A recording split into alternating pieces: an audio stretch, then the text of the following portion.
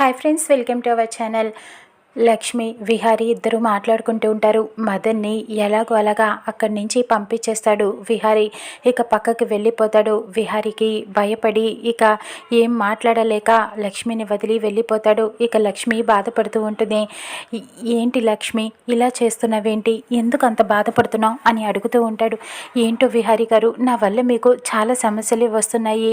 మన బంధంతో ఎన్నో సమస్యలు ముడిపడుతున్నాయి. కాబట్టి ఇంక నుంచి మనకి బంధం వద్దు, నేను వెళ్ళిపోతాను, ఇక్కడి నుంచి మీ అందరికీ దూరంగా వెళ్ళిపోతాను అని చెబుతూ ఉంటుంది లక్ష్మి. అదేంటి లక్ష్మి అలా మాట్లాడుతున్నావు, ఈ బంధాన్ని నువ్వు విడతీసేస్తావా అని చెప్పి లక్ష్మి మెడలో ఉన్న తాళిబొట్టుని అలా పట్టుకొని చూపిస్తూ ఉంటాడు. ఇది ఏంటి, నేను కట్టిన తాళిబొట్టు, నా ఆయుష్ అంటే నా ఆయుష్ని నువ్వు మోస్తున్నావు, మరి నీ బాధని నేను మోయలేనా, నిన్ను నేను చూసుకోలేనా, నీకు నేను తోడుగా ఉంటాను అంటూ చెబుతూ ఉంటాడు. ఇక ఈ మాటలన్నీ కూడా దూరం నుంచి మదన్ వినేస్తాడు. ఒక్కసారిగా ఆశ్చర్యపోతాడు. అంటే ఏంటి, లక్ష్మి విహారీ ఇద్దరు భార్యాభర్తల, ఇన్ని రోజులు నా దగ్గర ఈ నిజాన్ని అందరి దగ్గర కూడా దాచిపెట్టారా, ఎందుకు ఇలా చేస్తున్నారు అంటూ బాధపడుతూ ఉంటాడు. నన్ను ఇంత మోసం చేస్తావా లక్ష్మి అని అనుకుంటూ ఉంటాడు. ఇంకప్పుడు లక్ష్మి విహారీ మదన్ని చూసేస్తారు. మదన్ని చూసి ఒక్కసారిగా భయపడిపోతూ ఉంటారు. విహారీ గారు, మదన్ మొత్తం ఈ మాటలన్నీ వినేశారు, ఇప్పుడు ఏం జరుగుతోంది అని చెప్పి భయపడుతూ ఉంటుంది. ఇక మదన్ చాలా ఆవేశంగా ఇంటికి బయలుదేరి వెళ్తాడు. ఇక వీళ్ళు కూడా లక్ష్మి విహారీ మదన్ని ఆపే ప్రయత్నం చేస్తూ ఉంటారు. మదన్ మదన్ అంటూ పిలుస్తూ ఉంటాడు విహారీ. కానీ మదన్ మాత్రం వినిపించుకోడు. అక్కడి నుంచి ఆవేశంగా వెళ్ళిపోతాడు ఇంటికి వెళ్ళి ఇంట్లో అందరినీ కూడా పిలుస్తూ ఉంటాడు. తన లగేజ్ అంతా కూడా మొత్తం సర్దుకొని కిందకి వచ్చేస్తాడు. తన సూట్ కేసు తీసుకొని బయలుదేరిపోవటానికి సిద్ధంగా ఉంటాడు. విహారీ లక్ష్మి అయితే మదన్కి చెబుతూ ఉంటారు, ప్లీజ్ మదన్, ఏమి మనం మాట్లాడుకుందాం, ఇప్పుడు ఏమి గొడవ చేయకు అని విహారీ చెప్తూ ఉంటాడు. కానీ మదన్ వినిపించుకోడు, చాలా ఆవేశంగా ఉంటాడు. ఇక యమున వస్తుంది.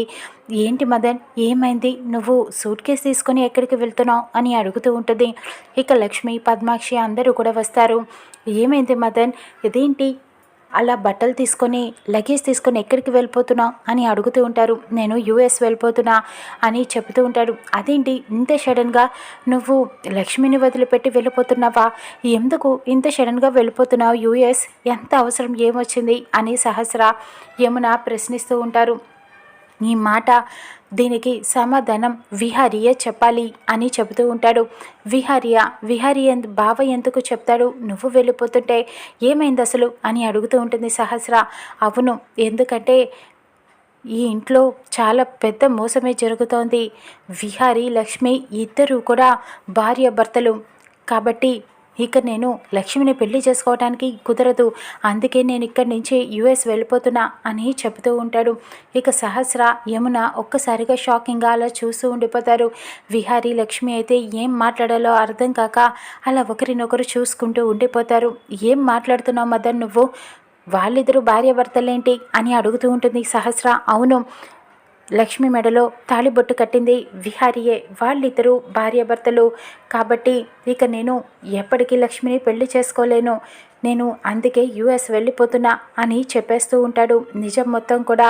ఇక విన్న మాటలన్నీ కూడా ఇంట్లో సహస్రాకి లక్ష్మీ విహారీలు భార్యాభర్తలని మదన్ ఇంట్లో అందరికీ కూడా చెప్పేస్తూ ఉంటాడు.